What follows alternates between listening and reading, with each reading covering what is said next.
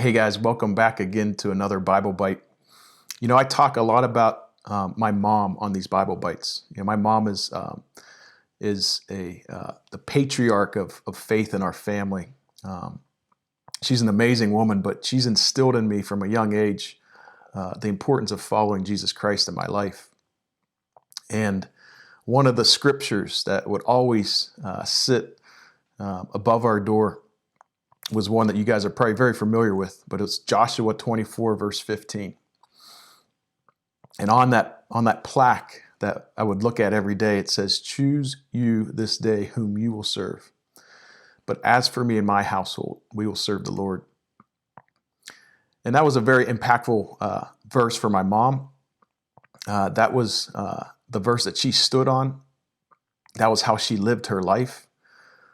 And today I want to kind of honor her by talking about that verse. Fact is, it's actually a part of the verse. And today we're going to read through the full verse and also talk a little bit more about the context of it.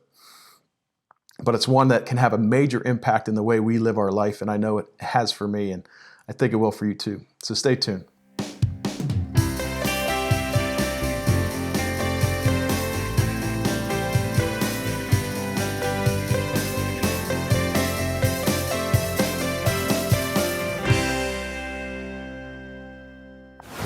So today we're going to look at the book of Joshua. We're in chapter 24.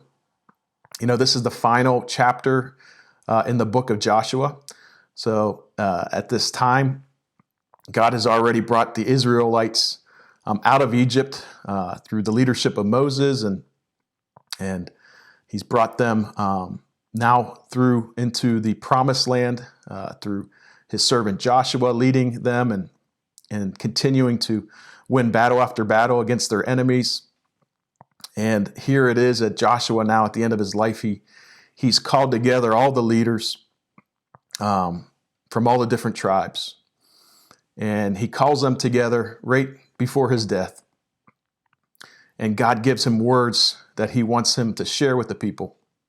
And the words that he's going to give here are reminding them first of who God is, of his sovereignty, of how he's been there from the beginning, how he's called his people from their patriarchs, Abraham, Isaac, Jacob, how through all that, God has brought them through and put the plagues on Egypt and brought them out of Egypt. And throughout that whole process, how God was with them every step of the way. And he continued to show who he was through miraculous things that he has done, parting the waters, giving them food, giving them water, protecting them from their enemies, defeating enemies that are much larger than them, going before them in the pillar of smoke or the fire at the night, and just on and on and on. God continues to show them that he is God, he is in control, and he is going to be the one that will deliver them. And through this process, the people come and worship God, and then as God delivers them, they fall back again. And they go back to worshiping themselves and worshiping the false idols that are out there and the false gods of the different people that they were meeting. They started to intermingle their faith and started worship these false idols. And here, Joshua has gathered them together, and God is speaking through Joshua saying, "Hey, I am the real God. I am the one true God. What have all these other gods ever done for you?" And he's kind of going through reminding them of what he's done and how he's delivered them and how he's continued to sustain them. And that's where it brings us here now as we look at verse, we'll start at 14 and 15. So this is Joshua chapter 24, verse 14 and 15. It says, "Now fear the Lord and serve him with all faithfulness. Throw away the gods your ancestors worshiped beyond the Euphrates River in Egypt and serve the Lord. But if serving the Lord seems undesirable to you, then choose for yourself this day whom you will serve, whether the gods your ancestors served beyond the Euphrates or the gods of the Amorites, in whose land you are now living. But as for me and my household, we will serve the Lord." And so as we look at this and talk about the Israelite people, and it's easy to look back and be like, man, seriously, how do they continue to see these miraculous events, and God continues to deliver them, and yet they go right back again to the false idols and false gods again that they put their hope and trust in. But the mere fact of this is something that all of us do in our lives as followers of Christ.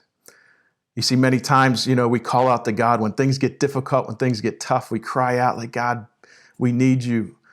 We need you. We can't get through this without you. And God's there. He comforts us. He sustains us. He brings us through these difficult moments and times in our life. He puts us back on our feet, back on solid ground. And then all of a sudden, things start getting good again. Things start getting better. And we forget about them. And we put them aside again. And we go back to worshiping ourselves and worshiping the false gods of this world. And then God wakes us up again, and it's like this crazy cycle just continues. And so here, this is the exact thing that the Israelites are going through, and here God is telling them through Joshua that you need to decide who you're going to serve. The first verse here, he says, "Now fear the Lord and serve him with all faithfulness." So we are to fear and revere God. And we need to be faithful to serving him. God doesn't want us just being this wish-washy followers where we seem to only follow, praise, and worship God when things are good or difficult in our life or different seasons. But God wants our complete trust and faith in him. And that's at all times. And so God's telling him here, you can choose me. And if you don't choose me, then choose who you will serve. And the point he's making here is that we all make a choice every day who we're going to serve. And this is a great reminder. If we're not serving God, if God is not on the throne in our life, then self is on the throne. It's so easy for us to serve ourselves. It's the default. I talk a lot in these Bible Bites about intentionality. We need to be intentional in our walk. We need to be intentional with our thoughts. We need to be intentional with everything that we do. We need to do it with purpose and meaning, because our default is always going to go to ourselves. I know for me, when my focus is off Christ, when he's not on the throne, and all of a sudden my circumstances start to take over, and I put those before him, and I put my own needs and my own desires and always put them before God, all of a sudden the same things come back in my life: depression, anxiety, stress, worry, all these things that are not of God. And that's a reminder for me that I'm off base, I'm off kilter, and I need to come back to putting God first and foremost on the throne of my life.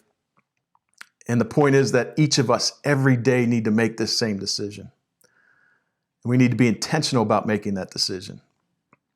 And we're either going to serve God or we're going to serve ourselves and serve what the world offers us. And so this is a message for all believers. We do have Christ in us, and Christ is working through us, but we still need to make that decision each day to follow him, to trust him, and to abide by him. So guys, that's just my challenge for you today, is each day remind yourselves, who am I going to serve? And make that statement. Make that statement for you and for your family, that we will serve and honor God. We will do it today and each and every day. We will put him first. We will start with him in the morning. We will end with him in the evening. And we will let our thoughts and our actions be in line with his will in our life. So guys, thank you so much again for joining. I hope this is encouraging to you, as this verse has definitely had a major impact in my life. So thank you so much, and I'll see you again next week.